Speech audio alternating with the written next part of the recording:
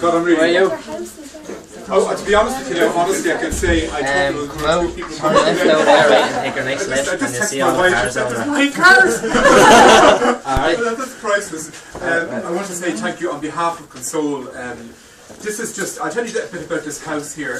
Console, the reason why we've kept this house, it's where it was founded. I founded Console 10 years ago. Really, it was in my young sister Sharon at the age, she was only 21. It was actually it's her anniversary this week. In fact, she was going off to Australia with her friends for a year, and she had great. You know, she was only 21, so she was going off for her mates and planning the trip, and she was going to spend a year in Australia. So we were very excited for her. Delighted for her really. And as her big brother, I was helping her along with money and all that for the trip. So she used to be here sitting at the table with her friends, planning the trip, and we were all very excited for her, And it was about a week before she was due to fly out, and she bought the ticket for the flight and everything, because I've got brothers and sisters living in Australia, that I got a call going into work one morning from the guards asking me to pull in. And he says to me, Paul, are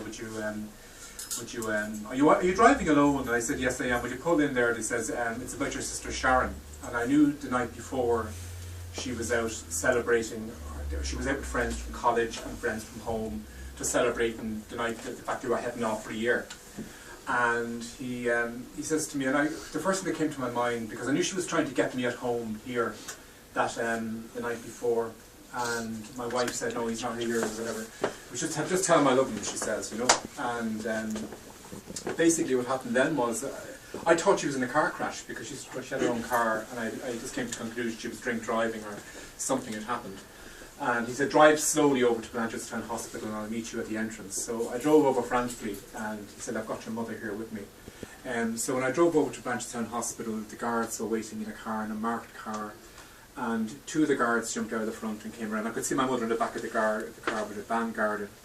And he says to me very quickly, he said, Paul, your sister Sharon was found dead this morning. We suspected suicide, and we need you to come into casualty to identify her, And at that point, for me, it was, our world, I went into a complete state of shock. And I can still remember having to go into casualty and having to try to wake up my sister, because she was just lying there with her clothes on from the night before, and trying to bring her back to life, and then trying to bring my mother in to identify her, to see her little baby. She was trying to bring her back to life as well. And it was just the actual, I suppose it was so unexpected, and it was totally out of the blue, and like most families in our situation, we were left with the why, like why did Sharon do it, and that's the legacy of suicide. Was their love not enough, because she was the baby in the family, and she was deeply loved. And of course, I was asking the question, if only we'd have known that she was in crisis, we would have moved heaven and earth to prevent it, because, as I said, she was deeply loved. And I think the hardest part for us as a family was the element of choice, the fact that she chose to end her life, and the fact that she left the little notes to us all individually saying goodbye, and giving us no reason or no explanation as to why she had done this. And then on top of that, then there was the element of choice, the fact that we didn't see it coming, the fact that if she'd been struggling with mental illness or chronic depression, or if there had been a sort of trauma in her life, there would have been some answer for us. We would have maybe coped a bit better as a family. But for us, at the end of the day, there was no answers, and I'm still going to the grave to this day saying to Sharon, why did you do it? I remember being so angry with her, because I was very close to her, and I was her big brother. I was very protective of her, and I felt that she used to share all her little confidences with me if she had a row with a boyfriend or with my mother or whatever, And so I felt when it happened, I was so angry with her for doing it at the time. But I realised very quickly, because the impact it had on my mother and father was quite terrible, because they blamed themselves for her death, and the guilt that they felt, how could we miss it? How could we as a family, how could we not know that our own little daughter, or your sister, was in such crisis and such pain? And I remember trying to get help for my mother at the time. That's only 10 years ago, over 10 years ago, and trying to get help for her. And there were only generic bereavement services there at the time, just ordinary bereavement services. And after about the 5th visit, the counsellor came out to me and says, "Paul, I'm out of my depth here, I can't continue," because there were so many unanswered questions from my mum. And after a very short period of time, my mother died, and then my father followed because he withdrew into himself. So the impact of suicide on my family, within a year, I lost my young sister, my mother and father. So it was truly out of that terrible pain and out of that devastation that I went about doing something about it, you know, because the impact it had on me as her brother I was finding it very difficult, and then on my children who love Sharon and all of that, and the extended family, her friends. So I started Console in this house. I used to say to the kids, I don't live here now, but I kept the house because of it.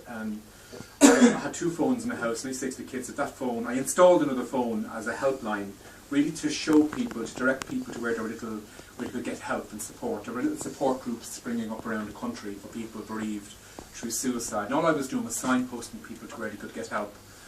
And very quickly the phone was ringing night and day, and I realised, my God, I was out of my depth because there were people ringing up who were in suicidal crisis, and I wasn't qualified to deal with that. So I sought help and guidance and direction from other people, professional people, and I went about establishing a proper helpline, professional helpline. And I'm making it sound very easy, but when I went to the Department of Health and Children and the HSC, they showed me the door, literally. They said, "We're sorry for your trouble and all that. We're not going to fund another service. We have no intentions of doing that." But I persevered. I think I was working through my own grief, my own loss, and I realised very quickly the reason why a service like Console was so badly needed was it was a more protracted grief. It was a more complex grief because of the element of choice. And I realised, even looking at my mother and father, how vulnerable they were, that they gave up on life. Life had no meaning for them anymore because they lost their little baby. And then I used to say to my mother, "How can you do this to us? And how can you do it to the grandchildren?" You know, but she did give up on life, and she blamed herself for her death. So I realised there was a real need there for a dedicated service for those bereaved through suicide, and also for those in suicidal crisis. And I founded Console, and what we have today, it all came from this house. And I'm sorry it's such a small house, but for me, I find it very hard to let go of it. I mean, you know, people say to me, "Paul, you should move into a bigger facility," because Console now is a national organisation. And we've got very big centres all over the country, in Cork, in Galway, in Limerick, in Wexford, in Dublin. We've got about 5 centres here in Dublin. We've got Tralee is opening, we have God, where have we got now? We're all over the country. Literally, we have centres spread out all over the country, and the centres are manned by professional staff, counsellors, therapists, psychotherapists, child psychotherapists working with children and adolescents. We provide one-to-one counselling for people in suicidal crisis, or people who are self-harming, or people who are bereaved through suicide. We also have the child psychotherapy for children and adolescents who are in crisis, or who are presenting with suicidal ideation, or who are, you know, at risk, or who have been bereaved through suicide or traumatised by a suicide in the family. And we have our 24-hour helpline. We've got the One Life helpline, the Console helpline, which really is a 24-hour service manned by, it's different to the Samaritans, it's manned by professional counsellors and therapists for anybody in crisis, anyone who's on the brink of ending their life, or it could be just a parent concerned about a child, a son, a daughter, a teacher concerned about a pupil. But that helpline is very, very busy, and with people constantly phoning us, especially in the economic climate we're in, where the impact it's having on people's lives, people in great distress, financial distress, people, the people losing their jobs, people house repossession or fear of it. We've all these sort of people ringing up in deep crisis about their present situation because of the economic downturn. But at the same time, the helpline is there for anyone in suicidal crisis. At 3 or 4 in the morning, you'll get people phoning us on the cliffs of Moher, trying to